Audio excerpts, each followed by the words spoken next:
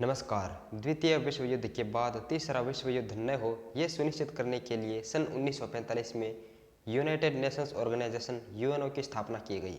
UNO के 6 प्रमुख अंग हैं और इनमें से ही एक है यूएन सिक्योरिटी काउंसिल।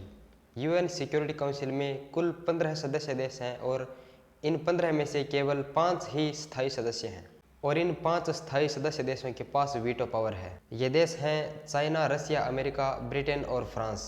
इस वीडियो में इसका कारण जानेंगे कि भारत के पास वीटो पावर क्यों नहीं है। जब भारत आज़ाद हुआ तो उसके कुछ समय बाद यूएनओ की तरफ से भारत को वीटो पावर दिया जा रहा था, लेकिन शर्त यह थी कि जिस देश को वीटो पावर मिलेगा उस देश को यूएनओ के कुल खर्च का 7% से ज़्यादा खर्च उठाना होगा। लेकिन उस समय भारत की आर्थिक स्थिति ऐसी नहीं थी कि भारत इतना खर्च उठा पाता। उस समय भारत की स्थिति ऐसी थी कि भारत उस समय अपनी जीडीपी का 7% शिक्षा पर भी खर्च नहीं कर रहा था। उस समय भारत के प्रधानमंत्री जवाहरलाल नेहरू थे। उन्होंने सोचा कि भारत की आर्थिक स्थिति खराब है तो क्यों न एशिया में ही किसी दूसरे देश को भारत के स्थान पर वीटो पावर देने के लिए प्रेफरेंस दे दें। और रसिया के पास ऑलरेडी वीटो पावर था, इसलिए उन्होंने यूएनओ में वीटो पावर के लिए चाइना को प्रेफरेंस दे दी ताकि चाइना यूएनओ में इनडायरेक्टली भारत का पक्ष मजबूत करे। लेकिन चाइना ने ऐसा नहीं किया और वीटो पावर का इस्तेमाल पाकिस्तान के पक्ष में भारत को दबाने के लिए करता रहा।